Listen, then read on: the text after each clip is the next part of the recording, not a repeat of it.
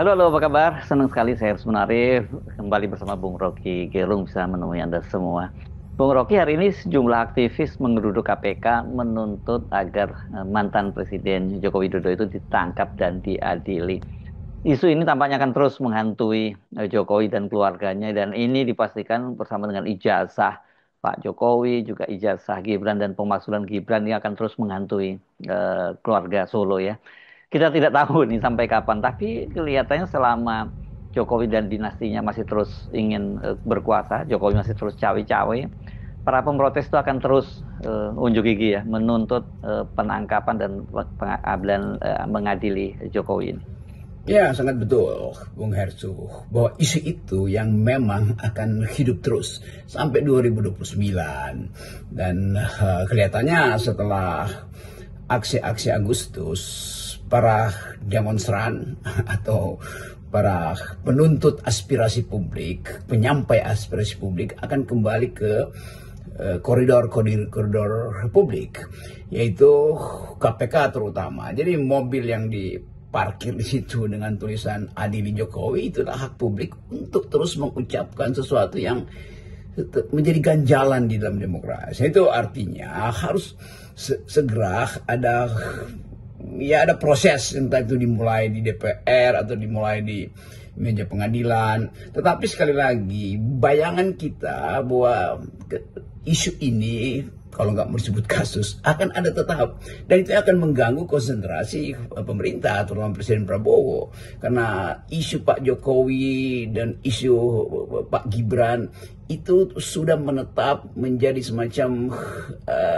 kegelisahan dari mereka yang ingin melihat politik itu dibersihkan dari unsur-unsur yang merusak demokrasi. Apapun argumennya, tetap itu sudah ada di dalam back mind, di dalam sedimen pembicaraan publik. Jadi sekali lagi kita harus dengan hati-hati melihat bahwa negeri ini sedang dituntut untuk menghasilkan pemurnian habis-habisan tuh, semacam apa namanya di dalam novel Dante Alighieri itu purgatorio, pembersihan habis-habisan tuh. Sebetulnya itu yang juga jadi back mind dari teman-teman mahasiswa yang menghendaki bahkan diminta untuk diadili, kan itu artinya kan sesuatu yang masuk akal sebetulnya kan, kalau setelah pengadilan memutuskan bahwa Pak Jokowi tidak bersalah segala macam atau Pak Gibran tidak bersalah, tidak ada masalah dengan pemilihan beliau di Mahkamah Konstitusi, kan case closed kan. Jadi selama isu itu ada di dalam pembicaraan publik, maka orasi-orasi mahasiswa untuk meminta percepatan atau perhatian publik atau KPK terhadap kasus-kasus yang menyangkut keluarga Pak Jokowi itu akan terus ada. Itu yang kita sebut sebagai kita udah masuk pada satu era ketika netizen itu bisa lebih bermutu daripada suara netizen bisa lebih bermutu dari suara parlemen. Dan itu harus diingat terus bahwa isu ini akan menetap di dalam seperti di dalam suara-suara yang menuntut keadilan, dan orkestrasi pasti ada, tetapi jangan dituduh bahwa mereka yang menuntut pengadilan Pak Jokowi itu bahkan dengan loudspeaker itu adalah para perusuh. Jangan, karena mereka lakukan itu dengan cara yang beradab, datang di depan KPK mengucapkan itu juga dengan orasi khas oposisi kan. Jadi selama tidak ada kerusuhan atau brutalisme, itu adalah hak untuk menyampaikan pendapat. Yang sangat menarik, belum lama ini ya Ustadz Abu Bakar Ba'asyir itu mengunjungi Jokowi di rumahnya. Kita tahu siapa Ustadz Abu Bakar Ba'asyir ya. Ya banyak orang menyebutnya ini sebagai tokoh radikal gitu, dan jelas Pak Jokowi itu tidak cukup dekat dengan dia, dan di eranya di masa pemerintahannya Pak Jokowi kan juga dianggap tidak cukup akrab dengan kelompok-kelompok Islam yang disebut misalnya kanan luar seperti itu, kanan banget begitu ya. Dan ini orang bertanya-tanya ada apa ini. Nah, kalau saya mendengar penjelasan dari orang-orang dekatnya Ustadz Abu Bakar Ba'asyir ini, namanya beliau adalah ulama. Jadi kalau datang kepada seseorang, apalagi orang pernah berkuasa, ini katanya untuk menasihati Joko Widodo. Nah, detailnya seperti apa nasihatnya ini kita tidak dapat penjelasan lebih lanjut. Tapi sebaliknya ini dari para pendukungnya Jokowi katanya itu dianggap sebagai simbol bahwa tokoh sekelas Abu Bakar Basir saja sowan ke Joko Widodo, katanya begitu ya. Ya salah glorifikasi itu. Jadi tafsirnya kita melihat ini yang diterima yang direspon oleh publik mendua. Ya, apalagi itu pertemuan antara Pak Abu Bakar Basir beberapa waktu yang lalu dengan Pak Jokowi kan menyimbolkan sesuatu yang secara hati-hati kita mesti baca di dalam kemenduaan. Kemenduaan artinya interpretasinya bisa mendua. Apakah itu simbol rekonsiliasi karena ada ketegangan politik era Presiden Jokowi dengan politik Islam pada waktu itu yang menyebabkan Pak Abu Bakar Basir di penjara. Kan kita melihat politik sebagai percakapan kematangan di dalam memelihara persatuan, keinginan untuk menghasilkan Indonesia yang ditumbuhkan secara beradab itu, sehingga pengadilan-pengadilan yang di masa lalu yang dasarnya sentimen ideologi nggak boleh ada lagi. Karena apapun yang diucapkan kalau dia menjadi berbasis pada sentimen ideologi itu sebetulnya hal yang buruk. Tetapi kalau di dalam ideologi itu ada argumen, misalnya ya sebetulnya kelompok Pak Abu Bakar Basir menginginkan negara Islam dengan argumentasi yang ada soal kan cuma argumentasi. Demikian sebaliknya kalau Pak Jokowi mungkin merasa bahwa ya Pak Abu Bakar Basir sudah meninggalkan semua ambisi ideologisnya, ya boleh aja tuh. Tetapi sesuatu yang ideologis memang tidak bisa dihilangkan karena dia akan hidup terus di dalam setiap kali ada percakapan politik, maka dimensi ideologi dari politik pasti akan kembali diucapkan.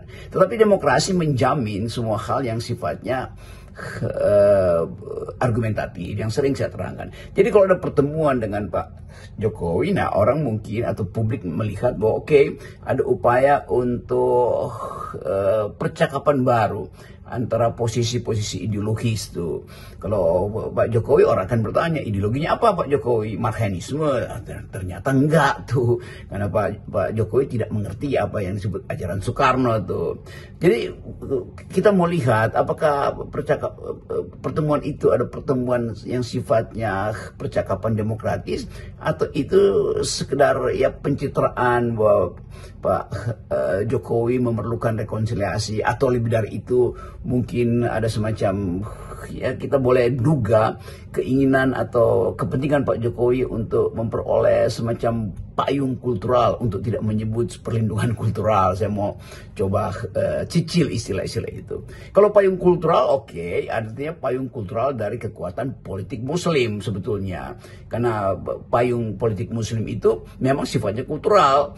Lain kalau payung politik partai-partai Islam itu pasti payung politik. Tetapi Abu Bakar Basir ada di situ sebagai tokoh Islam, tokoh kultur politik yang Muslim, bukan politik Muslim di situ. Karena Pak Abu Bakar Basir bukan bagian dari partai politik Muslim, tetapi kemampuan kita untuk membaca bahwa pengaruh dari Pak Abu Bakar Basir itu masih kuat atau mungkin sangat signifikan, sehingga diundanglah oleh Pak Jokowi bertamu ke kediamannya itu, atau bertemu untuk sekedar ya mencoba melihat visi apa sebetulnya bagi Indonesia ke masa depan. Jadi sekali lagi itu yang menjadi sensasi sekaligus interpretasi yang bermacam-macam timbul di publik. Tapi oke, satu waktu mungkin baru ada keterangan yang lebih jelas pertemuan antara dua tokoh itu. Nah, saya kira yang penting juga kita analisis atau jelaskanlah kepada publik itu relasi antara Joko Widodo dengan Pak Prabowo. Misalnya ini soal reshuffle kabinet kemarin kan, ada orang-orang Pak Jokowi yang tersingkir, kita sebut Budi Ari, Abdul Qadir Karding, terus kemudian juga ini Menteri Pemuda dan Olahraga, Menteri BUMN Erick Thohir. Tapi ada juga yang kemudian kan diberi posisi baru, termasuk misalnya Kepala PCO waktu itu Hasan Nasbi. Dia dicopot, digantikan orangnya Prabowo, tapi dia diberi jabatan, diberi bukan jabatan, diberi rezeki baru jadi komisaris di Pertamina. Sementara Erick Thohir dicopot dari Menteri BUMN, kemudian dia masih masuk di kabinet menjadi Menteri Pemuda dan Olahraga. Sementara reshuffle kabinet yang lain itu kan ada juga nama Menko Polhukam Budi Gunawan yang ini selalu namanya dikaitkan dengan Megawati ya. Jadi ini relasi antara Jokowi, Prabowo dengan Megawati. Apalagi kalau Budi Gunawan, karena orangnya Megawati, tentu orang juga menganggap wah Pak Jokowi berarti ada masih cawe-cawe dong. Walaupun sebenarnya Budi Gunawan juga cukup dekat dengan Pak Jokowi. Bagaimana Anda membacanya ini? Ya, analisa politik memang harus didasarkan pada fakta-fakta yang kendati sudah dipaparkan tapi belum bisa dibaca secara taktis. Misalnya soal reshuffle yang sampai sekarang orang masih bertanya, mengapa Pak BG terpinggir atau tersingkir dari kabinet Pak Prabowo. Orang menganggap ya mungkin Pak BG pada waktu itu ada di luar kota sehingga belum bisa dihubungi. Tetapi sebetulnya dengan mudah kita bisa membaca bahwa posisi Pak BG sebagai Menko Polhukam pada waktu itu tetap dianggap proksi dari Megawati, proksi dari PDIP itu. Jadi kalau beliau akhirnya tersingkir, maka orang menganggap bahwa ada tekanan dari kubu Pak Jokowi yang memang berselisih terus dengan PDIP kan dengan mudah kita lihat bahwa hubungan antara Pak Prabowo dengan Pak Jokowi ada di dalam satu transaksi yang sifatnya diplomatis, kira-kira begitu tuh. Dan karena itu orang melihat bahwa oke, diplomasi Pak Jokowi lah yang menentukan atau menjadi keterangan mengapa Pak BG yang adalah proksi dari PDIP akhirnya tidak ada di dalam kabinet, kan itu dasarnya tuh. Ya tentu itu juga menimbulkan semacam analisis post factum yang ingin membaca apakah dengan tiadanya Pak BG maka jembatan antara Ibu Mega dengan Pak Prabowo justru terhalang tuh secara politis tuh. Secara kultural mungkin biasa aja, tapi ini kan soal kuantitas kekuasaan di dalam kabinet, bukan kualitas ya, kuantitas kekuasaan. Karena itu dihitung bahwa posisi Pak BG itu strategis dan historis juga karena berhasil dihubungkan antara Ibu Mega dengan Pak Prabowo sangat mungkin melalui fasilitas diplomasi oleh Pak BG. Pak BG menghubungkan Pak Jokowi dengan Pak Prabowo juga dengan kualitas diplomasi yang sama. Tapi kita hanya bisa menduga itu secara akademis karena tentu ada keterangan yang lain yang tidak dipublikasikan. Tapi dugaan kita lebih dekat pada keterangan awal yang menganggap bahwa Pak BG itu tersingkir karena mungkin bukan karena tekanan, tapi karena permintaan diplomatis dari Pak Jokowi terhadap Pak Prabowo. Ini hanya mungkin kita ucapkan setelah kita mencoba melihat apa penjelasan yang paling masuk akal, karena orang masih bertanya kenapa Pak BG tidak ada lagi dalam kabinet Pak Prabowo. Nah, balik ke aksi di KPK tadi.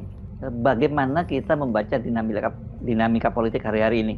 Kalau tadi kita membicarakan segitiga relasi politik Jokowi, Prabowo dengan Megawati, saya kira kita juga harus memasukkan faktor keempat atau pihak keempat, yakni civil society yang terus-menerus mendesak agar Joko Widodo itu ditangkap dan diadili. Ya, dari gejala-gejala faktual yang kita bahas tadi, Bung Hertu, soal Pak BG yang tersingkir, soal pertemuan dengan Ustadz Abu Bakar Ba'asyir, soal tuntutan adili Jokowi yang masih terus akan berlangsung, itu menunjukkan ketegangan politik atau minimal kegelisahan politik masih ada di dalam pemerintahan Presiden Prabowo hari ini. Jadi tetap kita menduga bahwa dinamika politik masih akan berlangsung. Mudah-mudahan dinamika itu berlangsung secara institusional, melembaga, tidak menghasilkan kekacauan yang sifatnya kekerasan. Tapi sekali lagi orang mulai merasa bahwa tetap akan ada momentum lain, momentum yang sering saya sebut radical break itu. Berarti ada momentum lain untuk menyempurnakan proses radical break ini. Kita tidak mengerti atau tidak perlu mengerti terlalu jauh ilmu politik kalau kita mulai membaca bahasa tubuh atau sinyal dari Pak Prabowo, sinyal dari Pak Jokowi, sinyal dari Ibu Mega, dan kita mulai membaca bahwa di antara tiga tokoh itu ada interplay, ada saling kirim sinyal, dan kesempatan yang paling bagus sebetulnya adalah kalau ada kejelasan dari Presiden Prabowo tentang ijazah palsu itu mau diapain sih, tapi kan nggak mungkin karena Pak Prabowo juga mengerti bahwa itu adalah hak rakyat untuk mempersoalkan tuh. Pak Prabowo mengerti bahwa soal isu pengleseran itu adalah hak DPR tuh. Jadi kelihatannya Prabowo tetap mencoba memahami kegelisahan masyarakat yang menuntut diadilinya Pak Jokowi, yang menuntut dilengserkannya Pak Gibran, dan Pak Prabowo pasti harus menerima fakta bahwa isu itu tetap ada di kampus, di koridor, di kafe, dibicarakan oleh WA grup mak-mak. Jadi tetap dua isu itu yang berkali-kali saya terangkan bahwa isu itu akan menetap. Soal fufu-fafa dan soal ijazah. Soal yang lain mungkin timbul tenggelam, tapi dua isu ini sudah jadi sumber kegelisahan politik negeri ini, dan setiap saat dia bisa kembali menjadi tuntutan demonstrasi, dan itu jangan dihalangi itu, karena tetap demonstrasi adalah hak untuk mengucapkan perbedaan pikiran, bukan sekedar hak mengucapkan pikiran, hak mengucapkan pendapat. Demokrasi artinya hak untuk mengucapkan perbedaan pikiran, itu yang lebih penting tuh. Jadi kalau cuma hak untuk bersuara ya boleh aja, tetapi yang lebih penting sebetulnya hak untuk bersuara lain, kan itu intinya. Dan saya kira Pak Prabowo mengerti itu karena beliau banyak baca buku tentang demokrasi, dan kepolisian juga dengan kemampuan untuk membaca keadaan, mulai memahami bahwa nilai-nilai sipil itu harus diunggulkan, bahwa ketegangan yang menyebabkan kerusakan demokrasi itu juga disebabkan oleh ketidakmampuan membaca atau memprediksi tuntutan-tuntutan di masa depan oleh kalangan netizen. Jadi sekali lagi kita coba lengkapkan pembicaraan kita dengan menganggap bahwa masih akan ada dinamika politik yang bahkan mungkin lebih dramatis. Tetapi sekali lagi, semua peristiwa politik, dia mau dramatis, dia mau satiris, dia mau tragis, tetap harus diselenggarakan di dalam koridor menjaga persatuan Indonesia, menjaga peradaban masyarakat sipil, memanfaatkan kemampuan berargumentasi supaya kemarahan itu tidak menghasilkan kerusakan, apalagi brutalisme di jalan-jalan. Saya kira itu renungan kita hari ini. Salam akal sehat. Salam akal sehat.